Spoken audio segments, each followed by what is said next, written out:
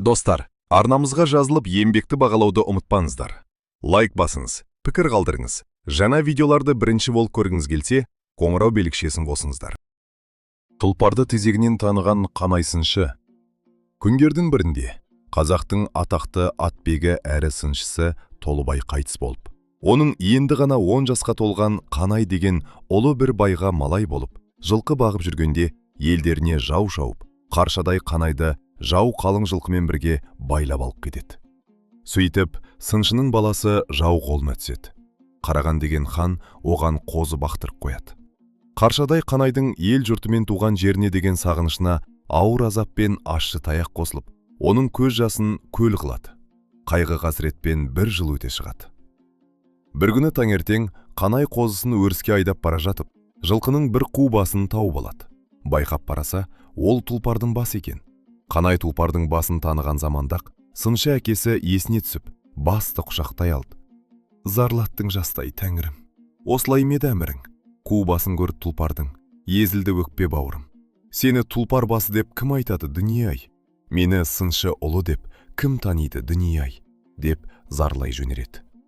Дәл сол кезде бір топ нөкермен аңға кетіп бара жатқан хан атының басын тартып: «Ей бала, қу басты құшақтап неғып жылап отырсың? Айтшы, құшақтап отырғаның ненің басы?» дейді. Бала көзінің жасын жеңімен сүртіп: «Бұл тұлпардың басы. Осы басты көріп, әкем есіме түсіп, жылап отырмын» дейді. Хан таңданып: «Тұлпардың басы екенін қайдан білдің?» дейді. Қанай: «Әкем жылқының сырын 5 саусағындай қанық білетін сыншы, тұлпардың сүйегінен танитын жылқы маман еді. Мен сол кісінің ұлы болсам, тұлпардың басын қалайша танымаймын» дейді. Хан ентелеп: «Олай болғанда, тірі жылқылардың қасиетін де білетін болдың ғой. Маған тұлпар таңдап бере аласың ба?» Қанай басын изеп: «Жақсы білемін. Тұлпар болса, бір қарап танимын» дейді. Хан біраз ойланып тұрып: «Әкең кім еді?» дейді. Қанай: «Әкем қазақтың атақты ат сыншысы Толыбай деген кісі еді» деп жауап береді. Хан қуанып кетеді. Аңға бару райынан қайтып нөкерлеріне: «Мына баланы жақсылап киіндіріп, астына бір жақсы ат беріп, осында алып келіңдер. Өзіме қарасты жылқыларды түгел аралатып, тұлпар таңдатамын» деп бұйырады. Нөкерлері баланы ауылға апарып киіндіріп, астына ат беріп, ханның қасына алып келеді. Хан Қанайды ертіп алып, бірнеше күн жылқы аралайды. Бір жерге барғанда, неше мың жылқының ішінен бір қара атты ұстатып алады да, оның көзіне қарап, алқымын ұстап, ауыз, мойын, қолтық, тізе, бақай, тұяқ, табанына дейін мұқият көріп шығады. Кейбір мүшелерін өлшеп, екінші бір мүшесімен салыстырады. Тағы бір жерге барғанда, бір топ жылқының ішінде жалғыз өзі асыр салып жүрген бір сары тайды ұстатып алып, желіншігін қарыстап, мойнын өлшеп, олай-бұлай бұрып тексереді. Қасында жүрген нөкерлер: «Қалай екен?» десе, «Жүйріктің мойны бұлқылдақ болады, сейгенде керіліп тұрып сиеді. Тышқанда үздік создық тышпай, тезегін бір жолда бірақ тастайды. Қазірше мен көрген жылқылар ішінде осы екеуінен озатын жүйрік жылқы жоқ» дейді.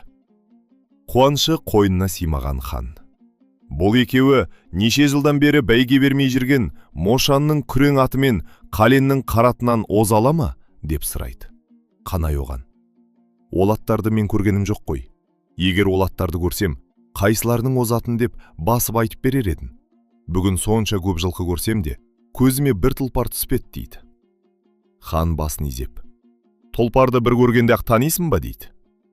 Қанай: «Жал құйрығым отап, арықтатып, қу тулақ қып тастаса да танимын» дейді, берік сеніммен. Қанайдың сөзі ханға ой салады. Ол қалайда бір тұлпар табуға бекигіде, өзіне қарасты елдерге: «Жылқы атауларын түгел жиып, әзірлік көріп тұрсын. Жиналмаған бірде-бір жылқы баласы қалмасын. Жылқысы толық жиналмағандар ауыр жазаланады» деп жарлық шығарады. Сөйтіп хан қасына Қанайды ертіп алып, өзіне тәуелді елдің жылқысын түгел аралап шығады. Бірақ тұлпар табылмайды. Тұлпар табудан үміт үзілген хан еліне қайтады. Бір жерге келгенде, сылдырап ағып жатқан бір шағын өзеннің бойына түсіп, аттарын байлап, өздері ағаш саяларында демалып отырады. Бір кезде Қанайдың алдынан иттің басындай үлкен аттың жас тезегі ағып өте беріпті. Оны көзі шалып қалған Қанай орнынан атып тұрып, суға етігімен қарғып түсіп, жас тезекті алып шығып: Сүйінші, хан алдияр, сүйінші, тұлпар табылды, дейді. Хан таңғанып, мұнда қайдағы тұлпар, дейді.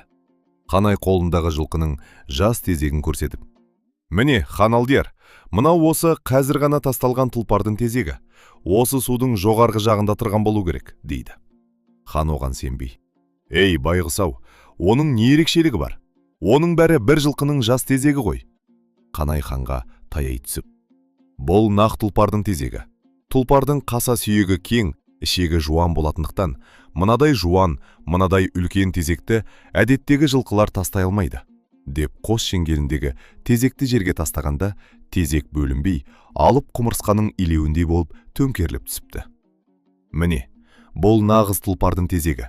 Тұлпарлар тезегін әдеттегі жылқылар секілді бөліп тастамай, дәл осылай бірақ тастайды, дейді Қанай. Хан орнынан атып тұрып, ал тез тұрып, өзенді өрлеңдер. Суда үйездеп тұрған тұлпар болса, ұстап алайық, деп нөкерлерін ертіп суды өрлейді. Оларға жылқы кездеспейді. Бір жерге барғанда, су бойында демалып жатқан арбалы саудагерге кездеседі. Қанай, табылды, табылды, деп ханның қасына жүгіріп барады. Әне, хан алдияр, анау арбада жегулі тұрған арық көкшібар тұлпар дәл сол, деп қуанып сала береді. Хан нөкерлеріне сыр бермеңдер деп қойып, өзі саудагерлермен сөйлеседі. Мына арық көкшібар атты сатасыздар ма? Сатамыз, сатамыз. Бұл өзі арық болғанмен, 3-4 аттың жүгін жалғыз тартатын күшті ат еді. Бүгін аяғына шеге кіріп ақсақ қалды. Орнына үлкен бір ат берсеңіз берейік, дейді саудагерлер. Онда мына біздің аттардың ішінен таңдаған біреуін алыңдар, деп хан саудагерге бір ат беріп, көкшібарды ақсаңдатып алып қайтады. Хан үйіне барған соң, көкшібарды Қанайдың баптауына береді. Қанай жылқыдан 4 арық ат алдырып, көкшібармен бірге бағады.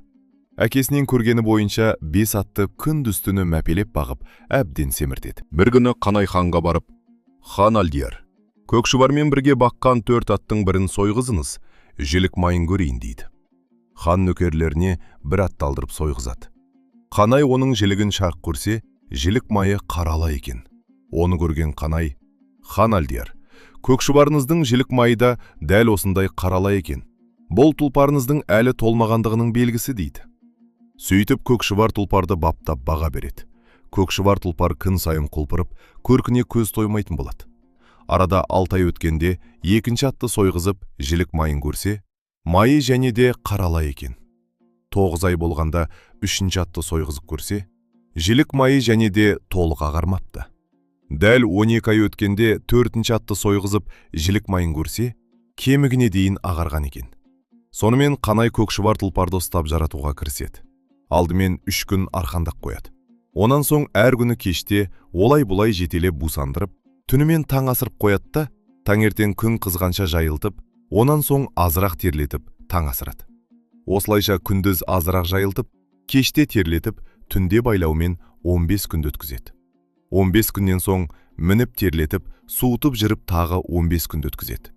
Онан тағы да 2 ай жылқышылармен бірге жылқы бағып өткізеді. Көкшібар тұлпар әбден жарайды. Күндердің бірінде көрші елдің ханы ат шаптырып, ұлы дүбір той өткізеді екен. Бәйгеге 500 жылқы тігітті деген хабар келеді. Қараған хан 100 жолдасын ертіп, көкшібар тұлпарын жетелеп сол тойға барыпты. Тойда 5000 ат қосылған ат жабыс болыпты. Ат жабыс аралығы 200 шақырым болғандықтан, ат айдаушылар аттарды бір күн бұрын айдап кетіпті.